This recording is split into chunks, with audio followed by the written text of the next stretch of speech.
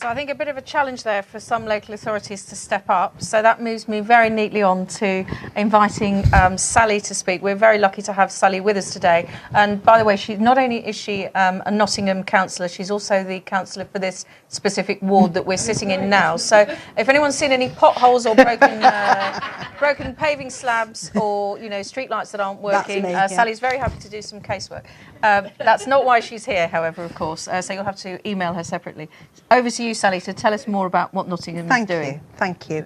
So I'm going to talk mainly about what we're doing related to the nitrogen dioxide problem at the moment, which is what we've been tasked with doing by central government. In 2015, they predicted that we would be we wouldn't be able to achieve compliance until 2025 until we took some action, and we, along with the 4 other cities, Birmingham, Leeds, Derby and Southampton, were told to start looking at clean air zones, and in May they produced their latest plan, and there are various concerns for us that the charge, they're intending us to develop a charging scheme, and that will fall disproportionately on the relatively poor residents of the city rather than the relatively rich residents who of the commuter zone, who will find it easier to switch modes and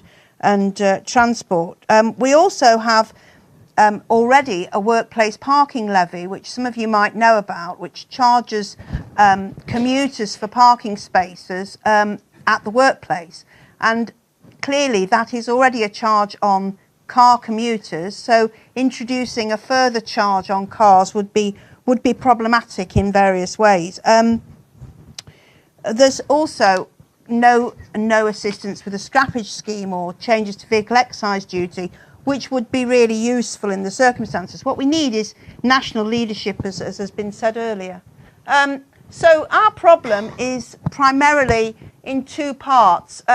The nationally identified areas are around the ring road. They're the ones that DEFRA are keen for us to deal with, the purple shading, and the ones that we've identified locally mainly around the city centre in red.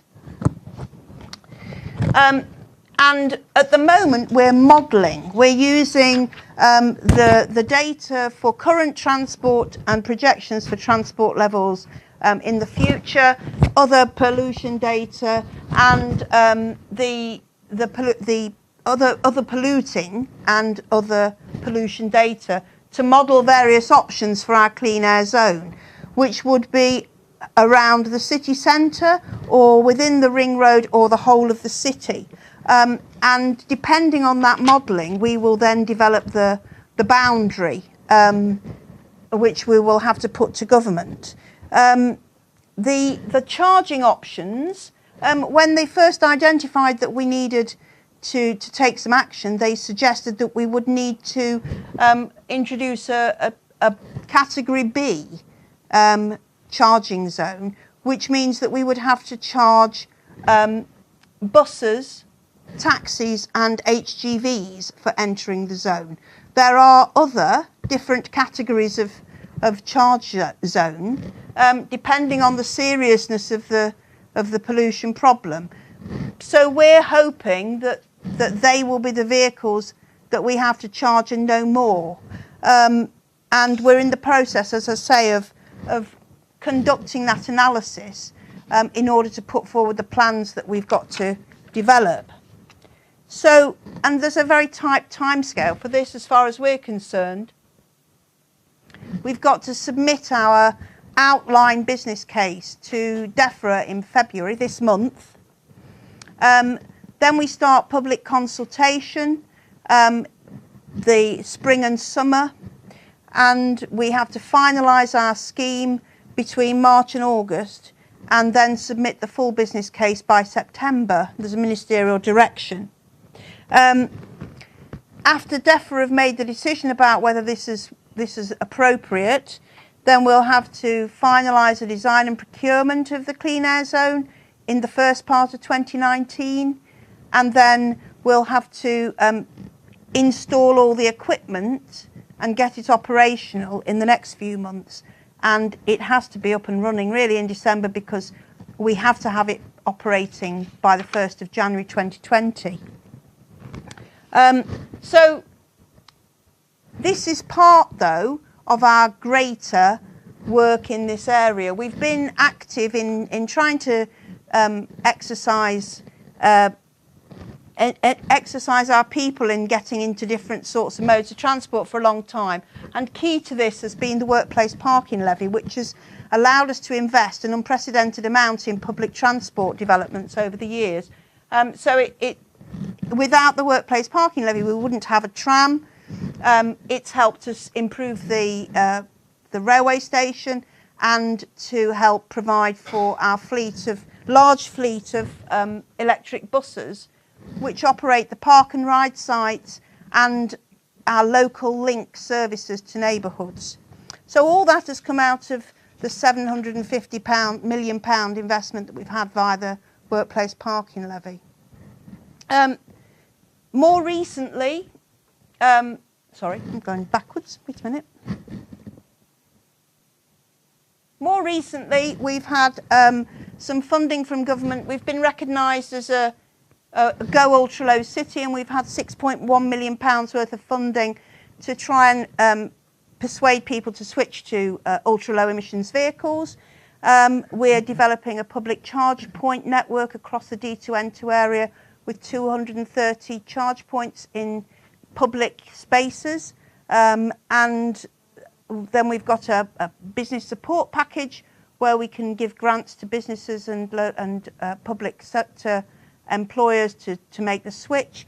We're working with Nottinghamshire Fire Service at the moment to help them. We are developing the first shared bus lane and ultra low emission vehicles commuter route to the east of the city on Daleside Road. We've got lots of ways of promoting different promotional activities to try and help people switch.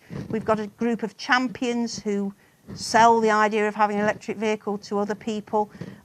We have events where employers and other people can try out electric vehicles. Okay. We also have some money for conversion of taxis.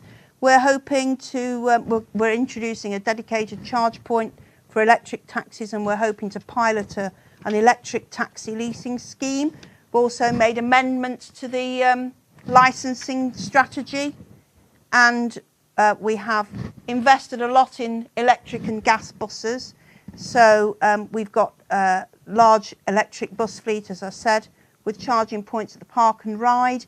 We've got our own bus company, NCT, Nottingham City Transport, which has 53 biogas double-decker buses and a huge refuelling station at the Parliament Street depot. And we've got funding to retrofit diesel Euro 5 buses to Euro 6. We've also got a cycling ambition programme, £6.1 million of investment. I'm being hurried along here, by the way. We're aiming to have 4... On the assumption that people may have questions that they want to put, especially to you, I think, actually. And we need the government to step up and support us a great deal in what we need to do, and not just in the short term, but in the long term. We don't just need infrastructure funding, we need money to help this switch take place over a period of time.